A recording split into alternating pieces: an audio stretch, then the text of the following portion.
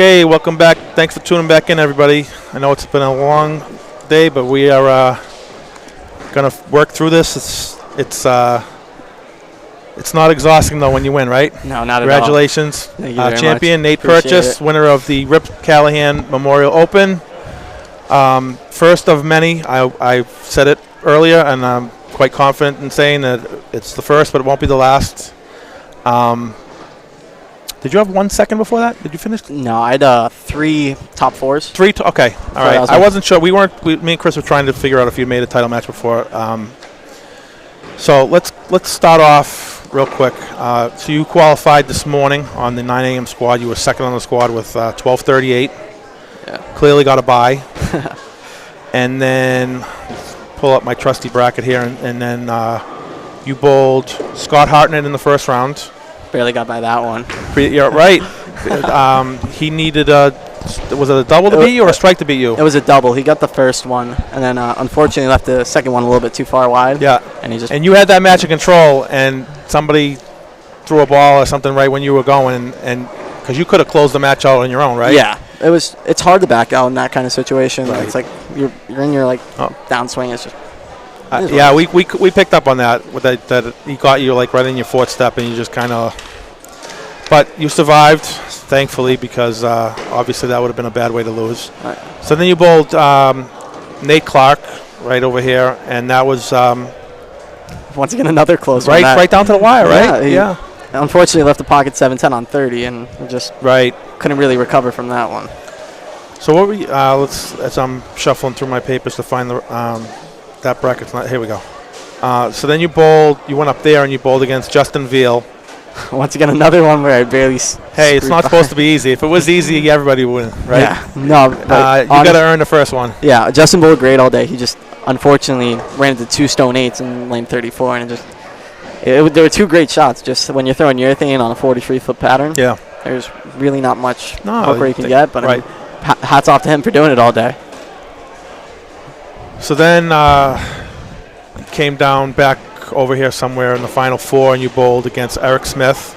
Yeah, that one was definitely a little nerve-wracking going back into it because I didn't want to end up with another top 4, right, yeah, right. Seeing him bowl the way he did in qualifying, and him shooting 278 last game. So actually, now that you say that, he was second. You were first on second on the squad. He was first on that squad at 9 o'clock. So you guys both whacked it this morning. Yeah, he bowled great all day, and it's unfortunately he just ran into some bad luck once again on, I believe, 29-30. It was, yeah. That pair was playing a little tough today. So then we'll fast forward right to the final match. So you bowled on 31-2, which had been fresh for a couple of rounds. Did you notice a big difference when you went back to that pair? Because you started out with the front 4, and then it looked like you lost your carry a little bit halfway through the match. And Chris was wondering if maybe the pair was a little different because of that it had sat for a while. So honestly, I had both lanes playing a little different. I had 31 hooking about a board or 2 less, and I had 32 once again hooking that board or 2 more. So I mean, I got off to a hot start, which is really what I wanted, really what I needed to get myself comfortable in that championship game. And just unfortunately, I just ran into some light mixes. Started to get the adrenaline, started to hit in, started to get fast. I mean, I just tried to keep my emotions in check during that end, and I feel like I did a pretty good job there. So. What were you throwing for equipment? I was throwing a GB4 by Ebonite, and then during qualifying, it was a GB4 Pearl. Okay. So what are you thinking when you're sitting in the back and you got a bad break, on the second shot in the 10th, and from where I'm sitting, I thought the pin fell. I couldn't see it around the wall, and you're fine. And then I saw your reaction. I'm like, oh my God, that's still up. I'm looking around the corner, and so now, you couldn't have shut him out no matter what you did, but you could have forced him to throw all 3. Yeah. No, I was more worried about the first one more than anything else. Because I know if I throw the first one, I force him to double in. I saw him in practice. He was getting a little light on that lane. He's wrapped 7, I believe, once, and then he went pocket 7-9.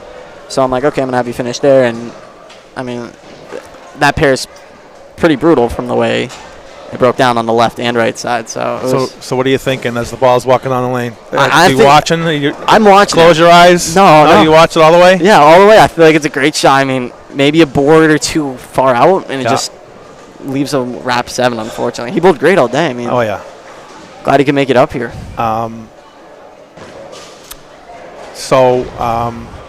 You're off to college. You're home now for the summer because of so you don't get to bowl as many NEBAs as you were. Yeah, unfortunately. Where are you going? University of Wisconsin at Whitewater. Okay. So you only get to see us for a few months a year, but take advantage of it. yeah. You might have to make a trip home on Thanksgiving week to bowl the tournament champions now. Oh, I think I might have to now. You might have to do that. You do receive a free entry into the tournament champions. Everybody that wins a tournament throughout the year gets a free entry in the tournament champions. That's taken right from the prize fund. So real quick, let's talk about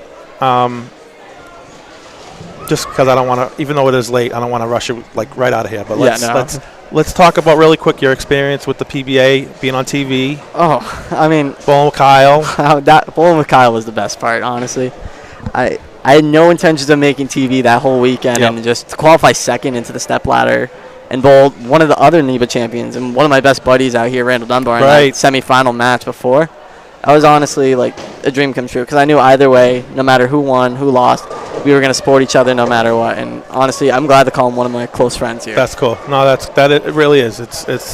I envy you guys with all the stuff that's available for you to bowl now. Like when I was your age, you're adult now, but you were bowling NEBAs as a junior. I mean, when I was your age, we had to make a decision. You couldn't do both. It was like one or the other. Like if they caught you bowling a $5 pot game, you were thrown out of juniors for life. And and at some point you make a decision. I was 17-ish, and I said, you know what?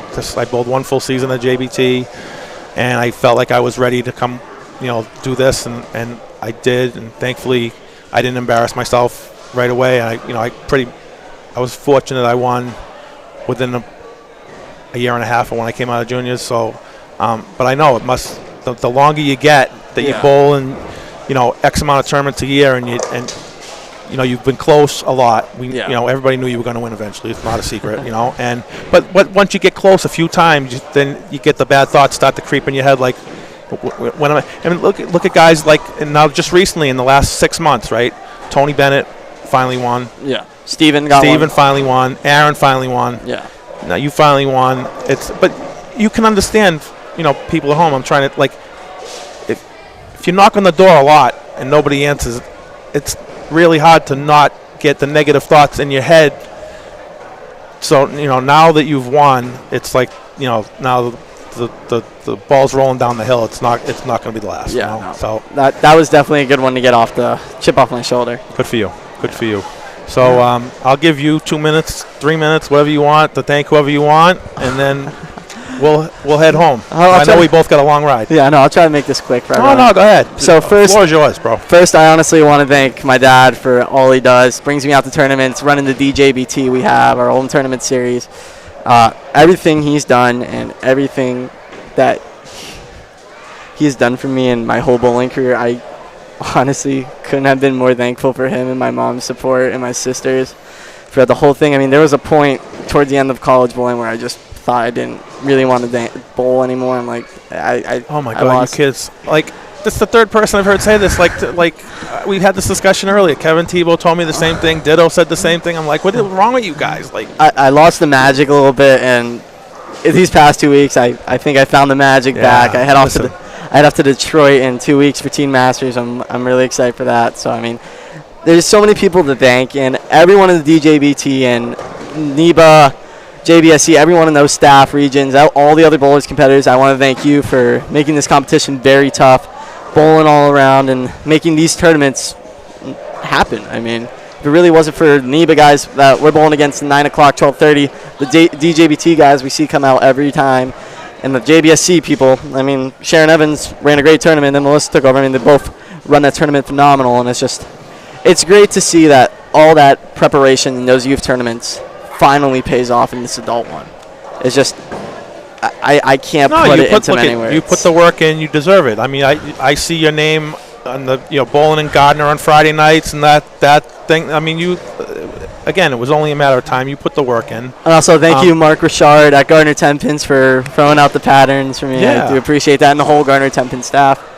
Appreciate all you guys and what you do for me and making me the best bowler I can be today. And I'm not really sponsored by anyone, but I really want to thank the Brunswick companies, Ebonite, Columbia 300, Track, Hammer, etc. I mean, thank you guys for making the best equipment to me, I feel.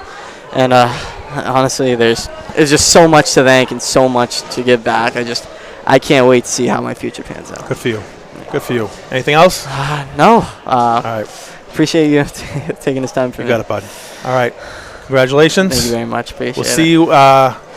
You bowling Keene? No, I will be in Detroit. Oh, you're Unfortunately. okay. So No, you won't see me until maybe the Masters if we're lucky, but I don't even know if maybe I'll be there. all right. Well, worst case scenario, I will see you at the tournament champions. Yes, sir. All right.